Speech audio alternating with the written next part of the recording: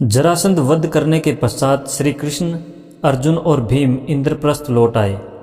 वापस आकर उन्होंने धर्मराज युधिष्ठिर से सारा वृत्तांत कहा, जिसे सुनकर वे अत्यंत प्रसन्न हुए। तत्पश्चात धर्मराज युधिष्ठिर ने राजसूय यज्ञ की तैयारी शुरू करवा दी। उस यज्ञ के ऋतिज आचार्य होते थे। नमस्कार, भक्ति कथा और कहानी में आपका स्वागत है। यज्ञ को सफल बनाने के लिए वहाँ पर भारतवर्ष के समस्त बड़े बड़े ऋषि महर्षि भगवान वेदव्यास, भारद्वाज, सुनत्तु, गौतम, असित, वशिष्ठ, चैवन, कंडव, मैत्रेय, कवस, जित, विश्वामित्र, वामदेव, सुमति, जैमिन, क्रतु, पैल, प्रासर, गर्ग, वैशंपायन, अथर्वा, कश्यप, धौम्य, परशुराम, शुक्राचार्य, आसुरी, वीतहोत्र, मधुद्वंदा, वीरसेन, अकृतव्रण आदि उपस्थित थे। सभी देशों के राजाधिराज भी वहाँ पधारे। ऋतिजों ने शास्त्र विधि से यज्ञ भूमि को सोने के हल से जुतवाकर धर्मराज युधिष्ठिर को दीक्षा दी। धर्मराज युधिष्ठिर ने सोमलता का रस निकालने के समय यज्ञ की भूल चूक देखने वाले सदपतियों की विधिवत पूजा की। अब समस्त सभासदों में इस विषय पर विचार होने लगा कि सबसे पहले किस देवता की पूजा की जाए। तब सहदेव उठकर बोले, श्री कृष्ण देवन के देव, उन्हीं को सबसे आगे ले। ब्रह्मा शंकर पूजत जिनको, पहली पूजा दीजिए उनको।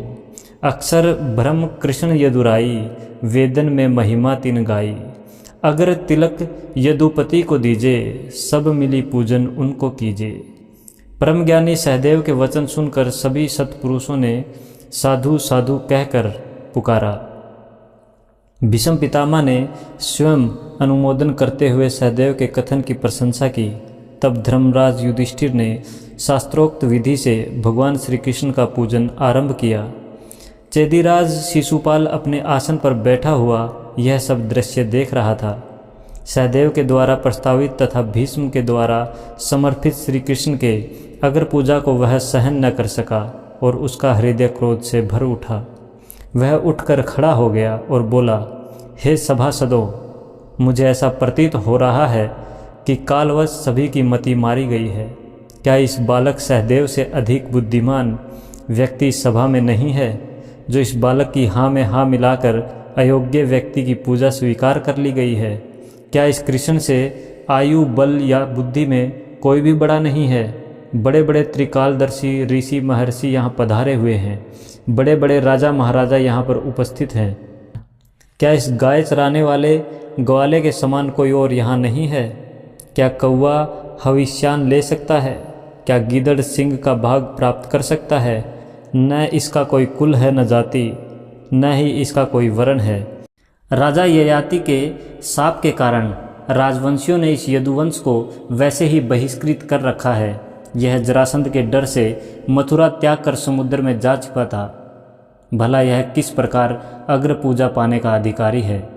इस प्रकार शिशुपाल जगत के स्वामी श्री कृष्ण को गाली देने लगा।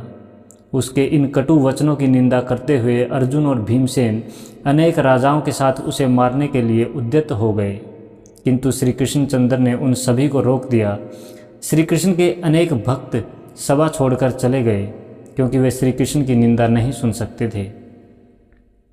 जब शिशुपाल श्री कृष्ण को 100 गाली दे चुका, तब श्री कृष्ण ने गरज कर कहा, बस शिशुपाल, अब मेरे विषय में तेरे मुख से एक भी अपशब्द निकला तो तेरे प्राण नहीं बचेंगे। मैंने तेरे 100 अपशब्दों को क्षमा करने की प्रतिज्ञा की थी, इसीलिए अब तक तेरे प्राण बचे रहे। श्री कृष्ण के इन वचनों को सुनकर सभा में उपस्थित शिशुपाल के सारे समर्थक भय से थर्रा गए, किंतु शिशुपाल का विनाश समीप था। अतः उसने काल के वश होकर अपनी तलवार निकालते हुए श्री कृष्ण को फिर से गाली दी। शिशुपाल के मुख से अपशब्द के निकलते ही श्री कृष्ण ने अपना सुदर्शन चक्र चला दिया और पलक झपकते ही शिशुपाल का सिर कट कर गिर गया। उसके शरीर से एक ज्योति निकलकर भगवान श्री कृष्णचंद्र के भीतर समा गई और वह पापी शिशुपाल, जो 3 जन्मों से भगवान से बैर भाव रखता आ रहा था, परम गति को प्राप्त हो गया। यह भगवान विष्णु का वही द्वारपाल था जिसे सनकादि मुनियों ने शाप दिया था।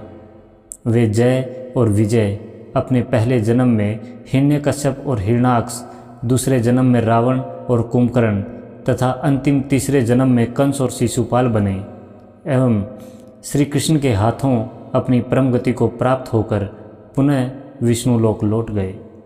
शिशुपाल के वध के उपरांत पांडवों का राजसूय यज्ञ पूरा हुआ और इस यज्ञ तथा पांडवों की बढ़ती शक्ति को देखकर उनके प्रतिद्वंद्वी कौरवों ने मन में विद्वेष की अग्नि प्रज्वलित हो उठी और वे पांडवों को नीचा दिखाने का उपाय सोचने लगे।